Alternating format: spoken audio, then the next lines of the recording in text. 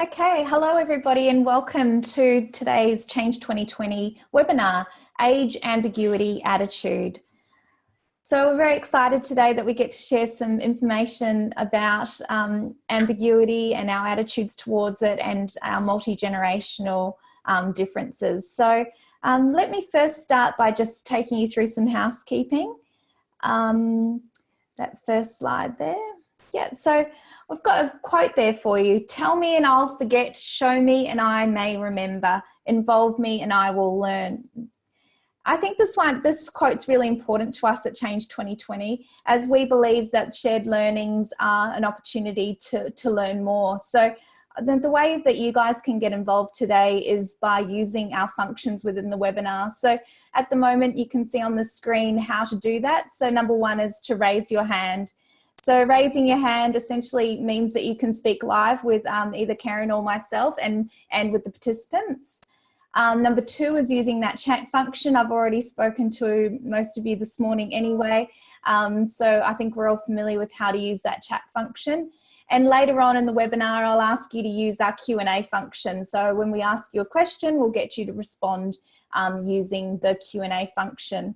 So I wanted to go through and introduce you to Karen. So today our speaker is Karen Fuster, who is the founder and director of Change 2020, a company that was established in 2005 and been concentrating and working miracles in the change management space ever since. So during this time, she's witnessed the pace and complexity change, and she's seen the convergence of multiple generations. And that's what's bringing us today together to discuss this topic, age, ambiguity, and attitude. So welcome, Karen, and we'd love to hear what you've got to tell us. Great, thanks so much, Jo, and good morning to everybody. It's such a relevant topic. So we're going to be talking today about, as Jo mentioned, how those three areas come together: age, ambiguity, and attitude. It's interesting, I recently had a significant birthday, details not necessary, and as a result of that, I even found myself thinking about what does age actually mean now. I find myself having to tick a different tick box when I'm filling in forms. I'm now at the older end of the general workforce, and I have to be honest and say, even though I thought it wouldn't impact me, wouldn't make any difference, it actually does feel a little bit different. And so if I'm really quite aware of it and I work with organisations all the time in that space, then if it's impacting me, it is actually something that's worth talking about. Certainly from our work at Change 2020, we do notice a lot of tension that actually occurs as a result of different ages in the workforce. And so I'll talk today a little bit about how we got a bit curious about that and wanted to understand more about the benefits or the challenges of having multi-generational people in the workforce and what does it actually mean. The great thing is that we will get to a point where we're really pointing out the fact that it's really beneficial.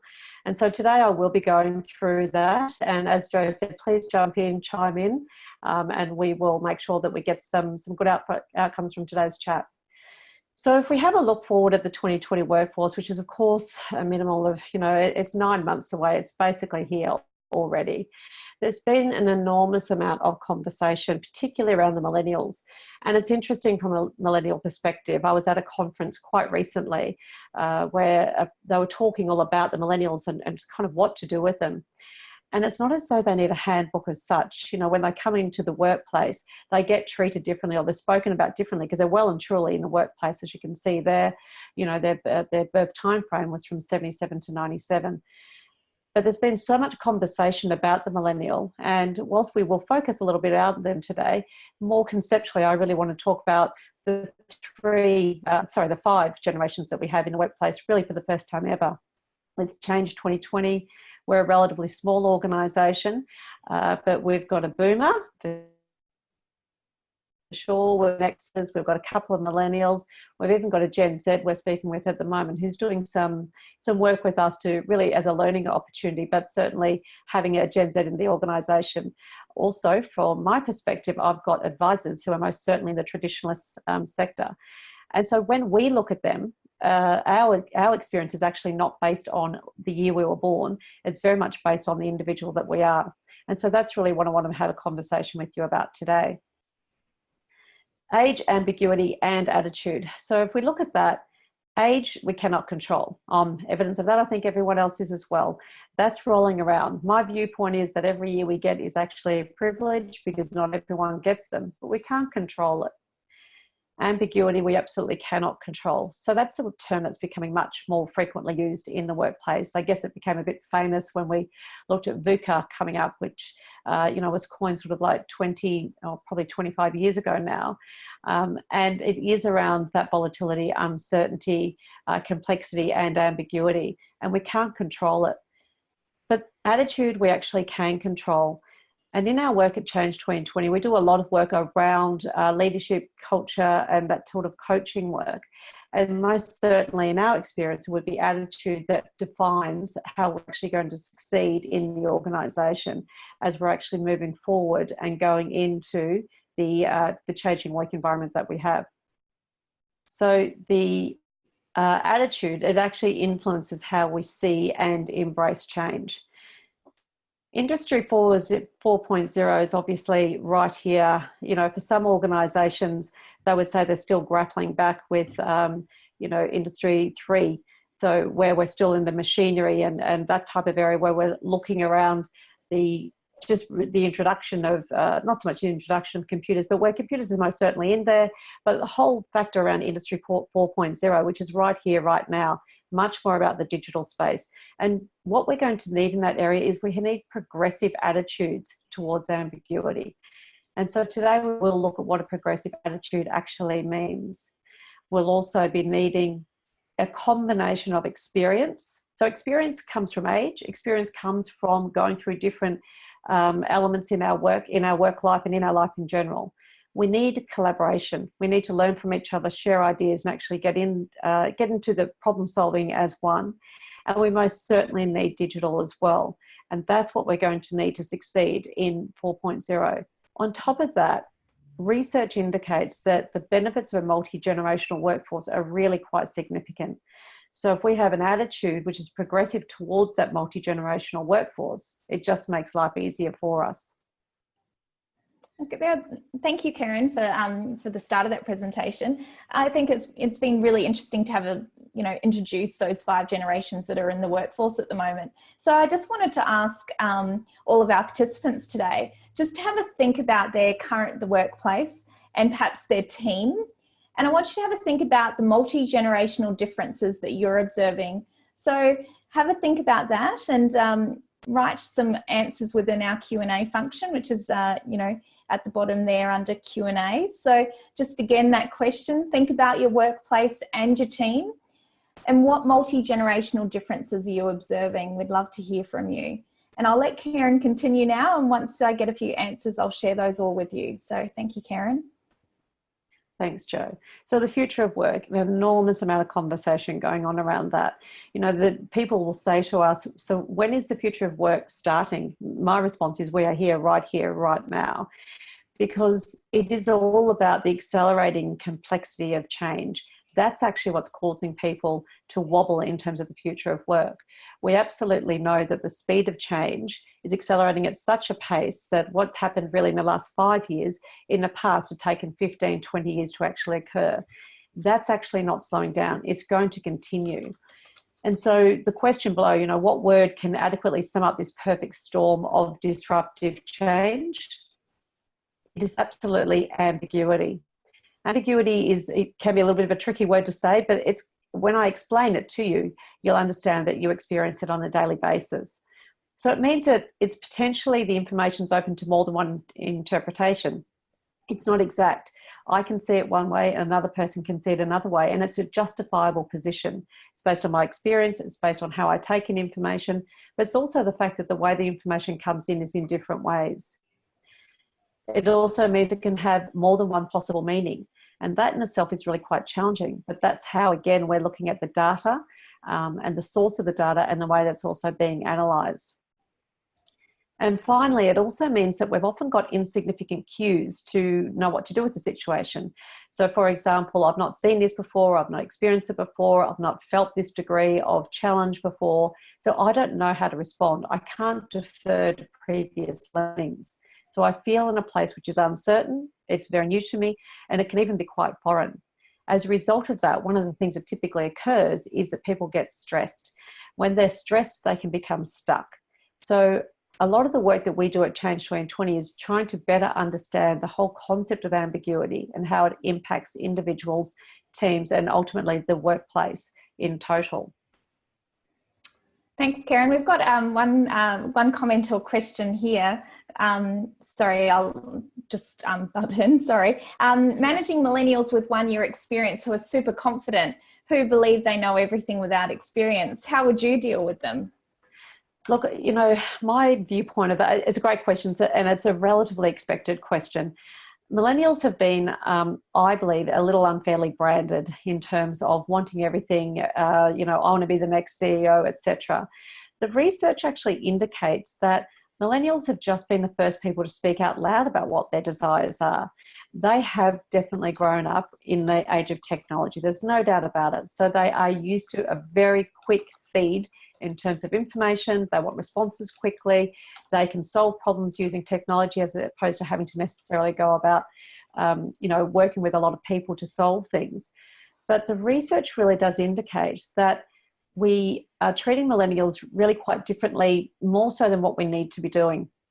Having said that, again, this conference I was at recently, it was quite interesting. A millennial introduced herself as, "I'm your worst nightmare. I am the millennial you know you love to hate."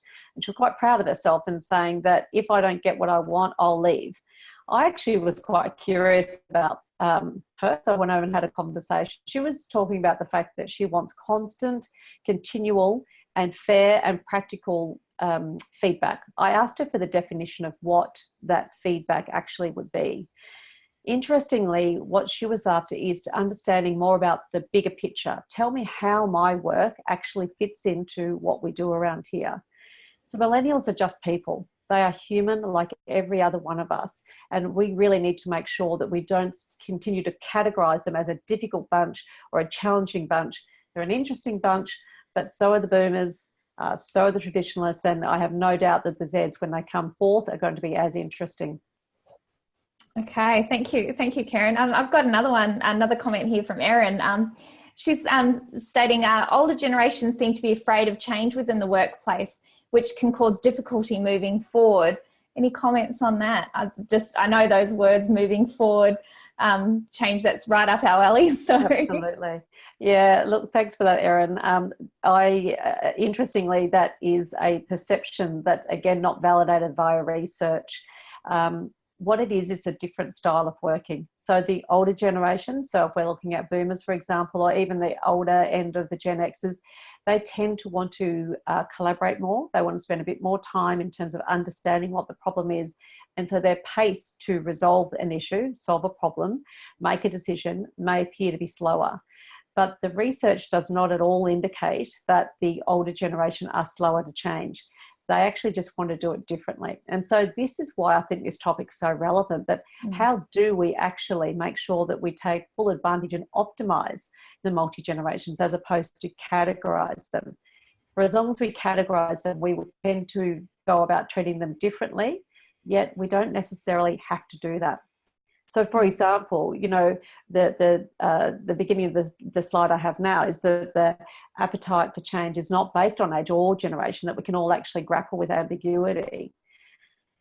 But what we often have, Joe, if I can move forward, is that we've got attitudinal bias when it comes to judging other generations. So I am a Gen X. I can absolutely have a judgment of all the other generations. And unfortunately, the generation that's being most judged is either side of me. So the baby boomers for being a bit old and slow, and the millennials for being me, and I just want to make sure that I succeed. So we've got, and there's no more answers at the moment, but it's probably a good time to move on to that attitudinal bias, because I can see that's coming through through our questioning anyway. And any other questions, feel free to post those, and I'll jump in a bit later and ask Karen about the answers for those. So thanks, Karen. Thanks, Jo. So let's start then with the traditionalists. So 1900 to 1945, you know, they are old-fashioned, conservative, tech ignorant, lack autonomy, rely on directives. That's actually what we are saying in terms of some of our bias about it. But there's definitely people who would challenge that. Dick Smith, probably one of Australia's very first entrepreneurs. He was actually even on the news or some program, I think it was 60 Minutes this week, speaking in a way around about what are we doing about our cities and the population growth, and how do we make sure we're looking at things differently. So, and he's using data to inform him. So he's anything but tech ignorant. Then you've got Germaine Greer, possibly one of the most outspoken people of that generation. She's 80, I think a little bit over there, still very, very vocal in her way. She's anything but old-fashioned and conservative. She certainly doesn't lack autonomy. She's the one who's pushing forward. So when we have that bias, not everyone's going to fall into that category. Look at our boomers, command and control. They were brought up in a way where they were very clear. I'm the leader. This is how we're going to do things. The bias can also be that they're only focused on their own patch, meaning how am I actually going to look after not so much me, but how am I looking after what I do in my workplace, and that they choose to be tech avoiders. Here we've got Rosie Badley, who unfortunately, I'm certain would not want to be nationally recognised, but anything but a silo mentality, where she has been at the forefront of challenging a significant social issue and continues to put herself out there and is vulnerable in that space. You've got another one, Richard Branson, obviously very famous and very well known, anything again but a tech avoider. Again, not a command and control person, incredibly collaborative in his approach, and he's done so many things in terms of looking at the greater good for the world. He's not at all focused on just exactly his own patch. Let's move forward to our next potential attitudinal bias, Gen X, 65 to 76. Relying on collaboration for progress, meaning that they're really unable to make decisions effectively by themselves. Overly structured, overstate their tech and digital capabilities, so attempting to be really quite up to date, but perhaps they're not after all. So who might challenge that? We've got Marissa Mayer. So she was the employee number 20 for Google, the first female, went on to be the CEO of Yahoo. So obviously, two of the greatest digital and tech organisations happily exited from what research tells us with a $260 million US package and still deciding what to do next. Then we've got someone like Jamie Oliver. He is absolutely pushing against the way the traditional, chefs and cooking shows were. He's the chef that gets his hands involved in the food, and where people are pushing back on that. So again, not overly structured and making sure that he is doing something in a different way. Let's have a look at our millennials. So the attitudinal bias here, selfish and me first. And we had an earlier question around that. And that's what I said, there's tremendous amount of conversation, and some people absolutely step into that space. That they're over-parented and cannot solve problems by themselves, and that they're actually overly dependent potentially on technology for everything. Let's look at a few people who might challenge that. We've got Jacinda Ardern, and I don't think there's anyone here who would not have been astounded at her capacity for leadership over the last 10 or so days. Anything but selfish. She has solved extraordinary problems with what she's done with those gun laws in 72 hours. And she's been exceptionally present, not focused on herself and what she needed to do. And then we've got Mike Cannon-Brookes. So yes, he's certainly leading one of the largest digital organisations globally, but any research that you do around Atlassian, they are all about team first. The way they go about leading their organisation from a collaborative element, making sure that development, succession planning, etc., they are effectively a team and culture organisation that just happen to be in digital. So if I put those up, and then we've got our Gen Z. So, there are not too many of them are actually in the workplace yet, but what we're looking at the moment is our assumptions are that they tech drives decisions rather than their thinking, so that they've been so digitally orientated that they're actually not using their brains. They've got poor face-to-face engagement skills because they're just not used to doing the face-to-face engagement. They're much more relying on all of their apps, Snapchat, WhatsApp. I mean, I know they don't do Facebook, very old, Instagram a bit, and they've got limited problem-solving skills. So I have two children who fall into this category, and there's parts of this I'd say absolutely, I could tick all of those. But at the same time, we really don't know who the leader is going to be. We don't know what they're going to really look like at this particular time. But for as long as we had this bias around them, it makes it really quite challenging because we categorize people. And it actually reminds me of, some time ago, and it certainly was before I was in the workforce, that women were categorized in a way. When we look at the push, the way that diversity, and I mean all types of diversity, have come through the organisations that we all belong to, diversity has had to push against bias. And I believe that the bias we have now towards generations is a real challenge that we've got, and it's causing friction in the workplace. But all the research will tell you that the multi-generational appetite for change is actually much more aligned than you might think. So we've got 5 generations. How do we optimize that? How do we make sure that we're taking advantage of everything they can bring to the table, as opposed to saying that group's a bit difficult to deal with? Yeah, I've just got a quick question before you go on, Karen, giving us the detail about that research. So how do you cater best towards building culture and attitudes of employees across the generations if your workforce includes the large span of all generations? So the question about building culture and attitudes across multi-generational workforces. Yeah, great question. And it actually feeds really nicely into the next slide. So I'll just go to that slide and then I'll speak about that if that's okay.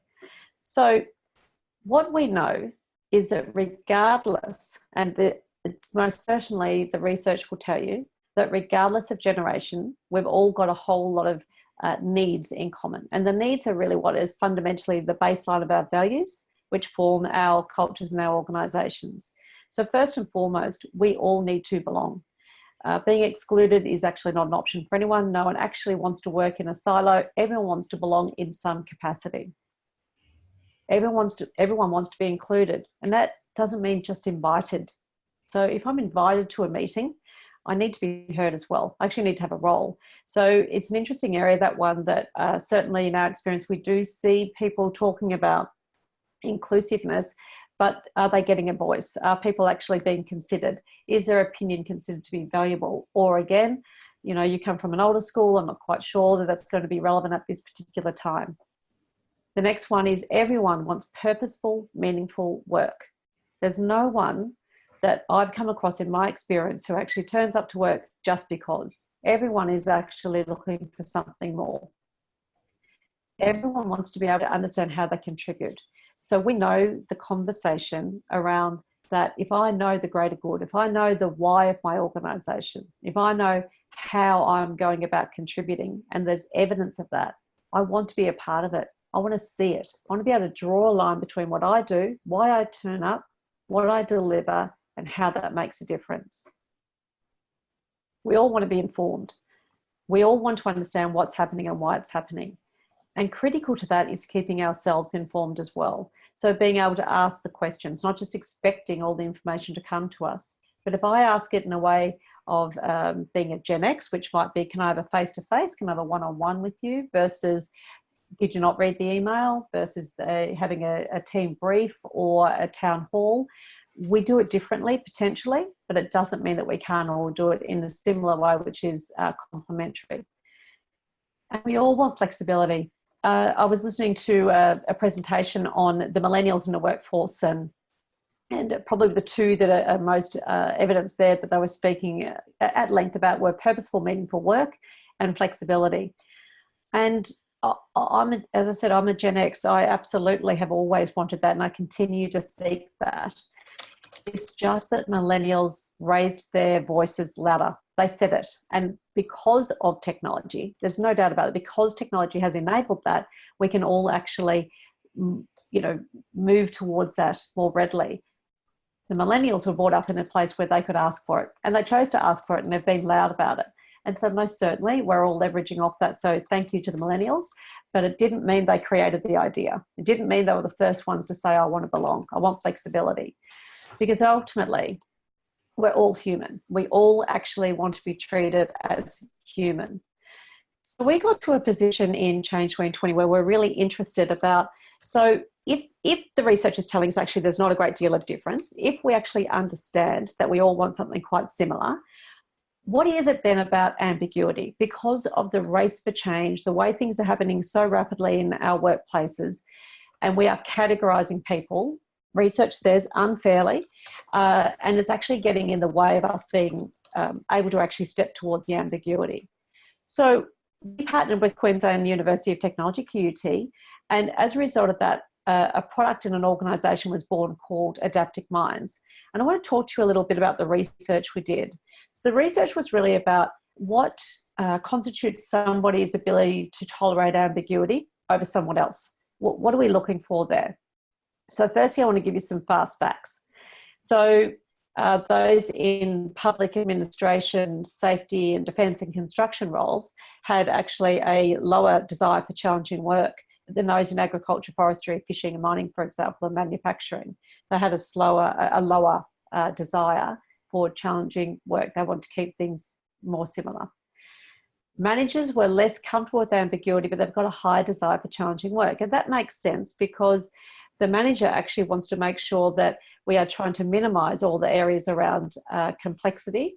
They are actually wanting to have a more consistent and a smoother workplace, and they're looking for flexibility and challenging work as well. Interestingly, there was no gender difference. Now, I have been surprised at this, I'll be honest, but the research was literally 50-50 in terms of both genders, in terms of their tolerance for ambiguity is really aligned. So people working in media and legal industries had the highest desire out of all the industries that we mapped for challenging work, with administrative and clerical workers with the lowest. And that makes sense. And it's important that we look at that when we're looking at people for role fit. We don't want people who need to be in a position of providing consistent level of service, particularly customer facing people in admin and clerical sort of tasks.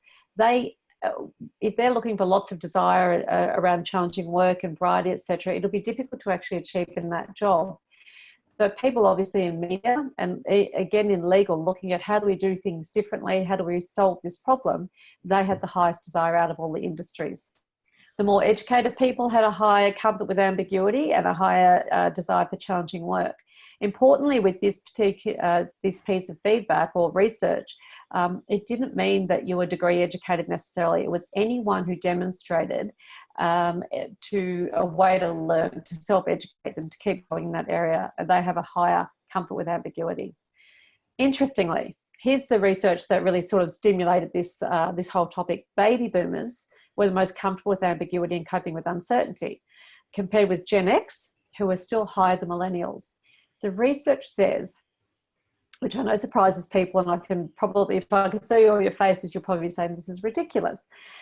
But the research actually says the baby boomers who are most comfortable with ambiguity. And the reason being is, if you think about when they started in the workforce through to where they are now, they started in cubicles, offices, probably with a whole lot of beige carpet up around their walls and on the ground. They are now in a situation where they are very much about all their communication is enabled through technology and digital. They are often the leaders, they're the advisors. Interestingly, the average age of a board member in Australia is around about 62. So they're on the boards. They are the leaders of many organisations. And so they've had to grow enormously fast in terms of newness, unfamiliar cues, information I've never seen before, sources I've never seen before. Then you've got Gen X, who were brought up by those baby boomers in the workplace, and millennials had the lowest tolerance. Now, the two pieces of research that support that was that millennials really have been overparented. So we need to come back and have a look at the boomers and maybe some of the early Gen Xers to say, you solved too many problems, you cleared the pathway, as opposed to actually said, go down the pathway yourself and try and sort this out. So the complexity of problem solving has been resolved for the millennials through either overparenting and or tech. And so I think about, again, my kids who are the Gen Zs, they'll never be lost in the car because Siri's going to tell them where to go, or their GPS. And they've always got a way to find out how to get from A to B. Whereas most certainly when I was learning to drive, I needed to make sure I had 40 cents on me, find a phone booth, ideally look at the Melways or the Rutherdex, whichever city I might have been in, and try and find my way from A to B. So that's a fairly critical piece of information in the research. There's a quick question just about that research, Karen. So a comment from one of our attendees is, are baby boomers the most comfortable with ambiguity due to being left behind, pushed aside? Absolutely. From a parenting perspective, that's exactly what the feedback says. However, they also have got the huge advantage of age and experience.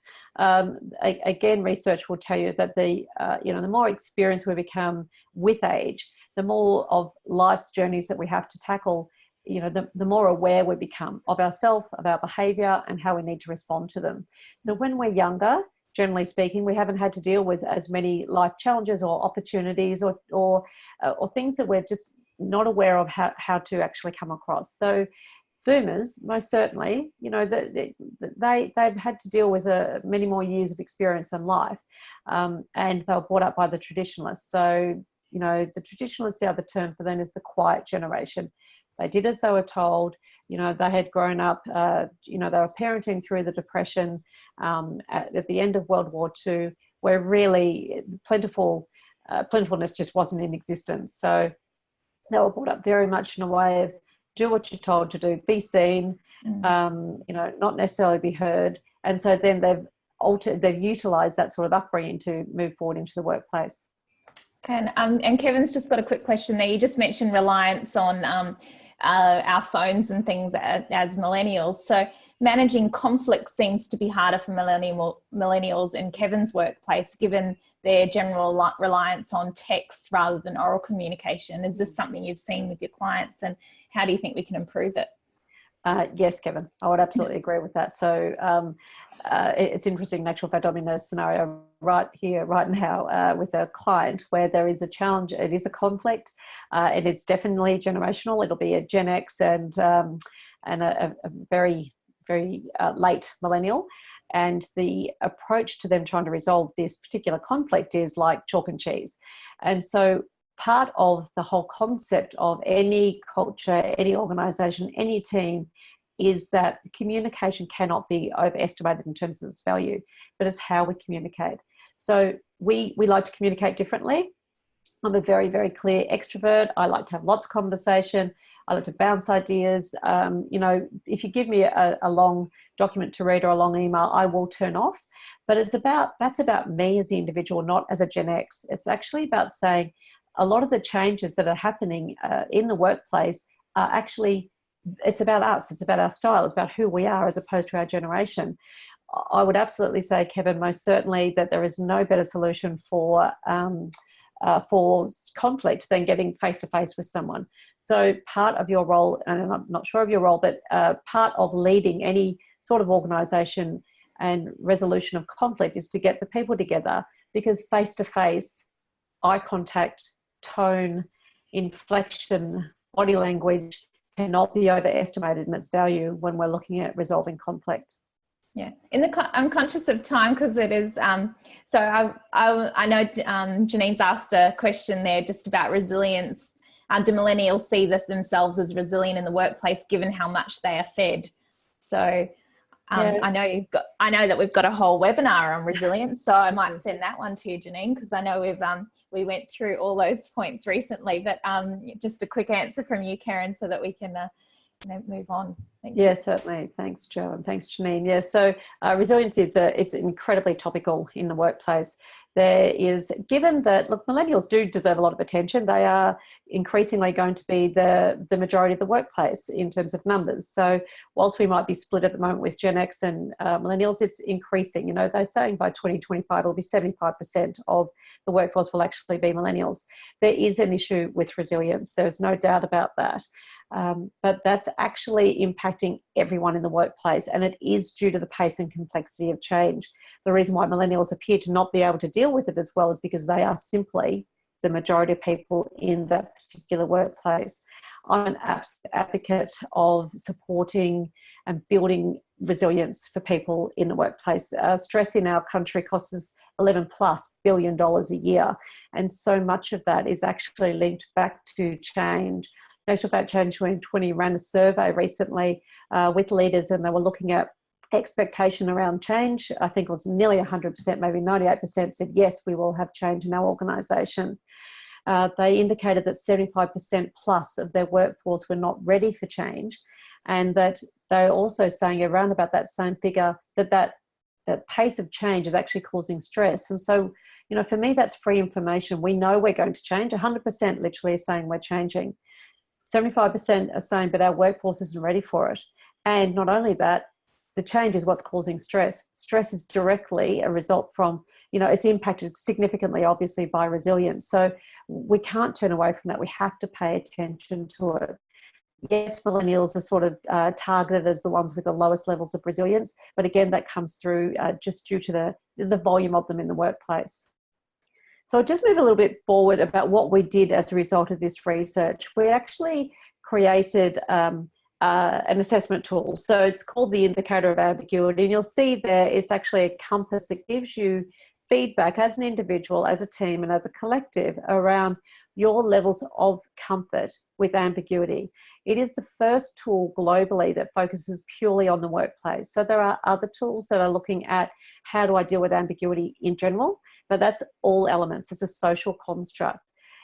Again, the research does not indicate at all that there's a difference in our tolerance for ambiguity based on our generation.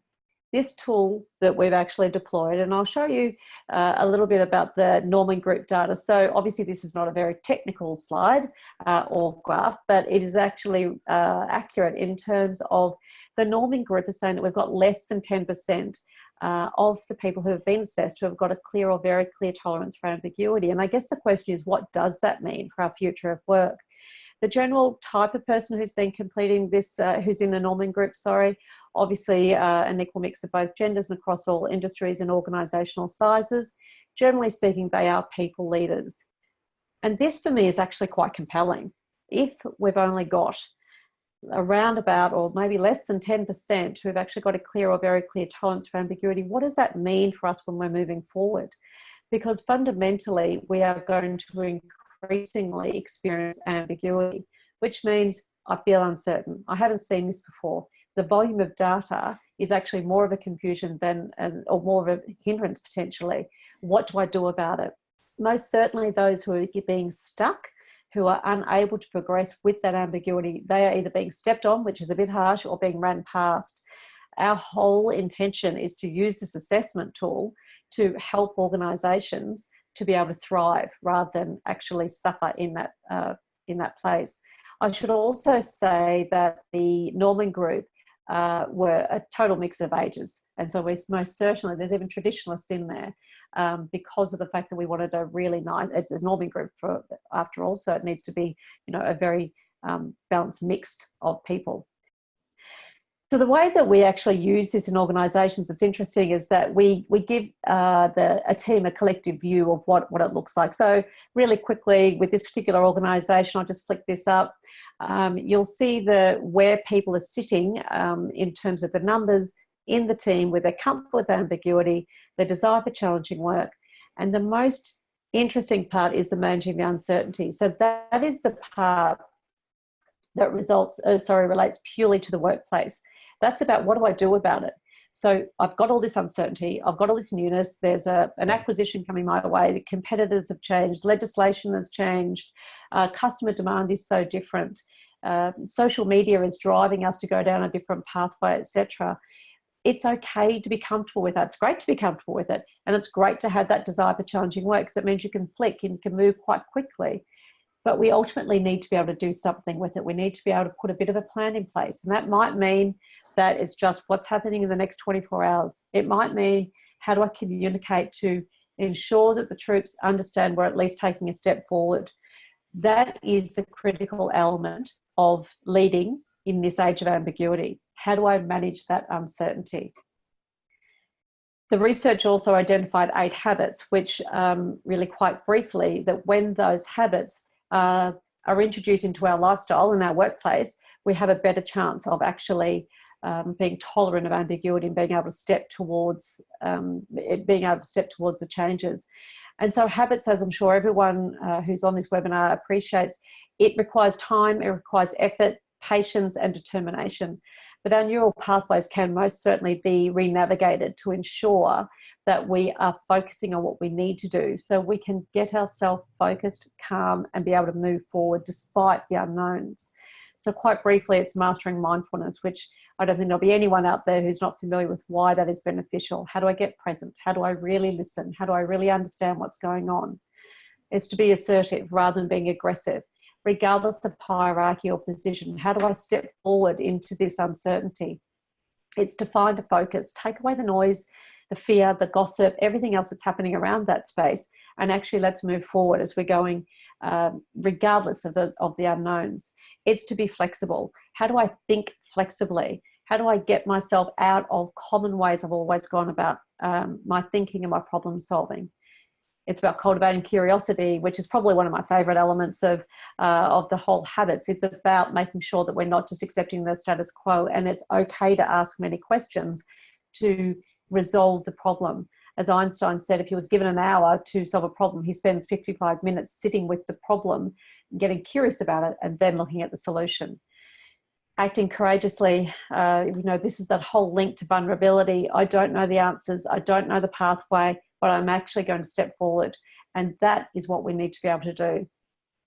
To keep moving is to learn from the past. There's lots of conversation around fear, fail fast, and move forward. This whole concept is around the learning. How do I learn from that mistake? How do I make that something that I don't do again, but I can step forward? And finally is to think differently. And this is around that creativity. How do we make sure that we're moving into a space where we are being able to think well outside of the box, or even create our own box to find creative solutions? So just wrapping up, absolutely, progressive attitudes and multi-generations, that's what the research is telling us, are critical if you are to thrive in the age of ambiguity. The challenge that we have is that we are categorizing based on generations, but that's not what the research tells us. It's not what my experience tells us.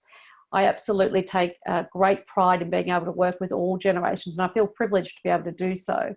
And for as long as we go in with a judgment or a bias or an attitude that doesn't actually enable us to embrace the experience, the collaboration, the learning, the digital offered by all those generations, we're limiting ourselves. So, some questions. How progressive is your attitude in the age of ambiguity?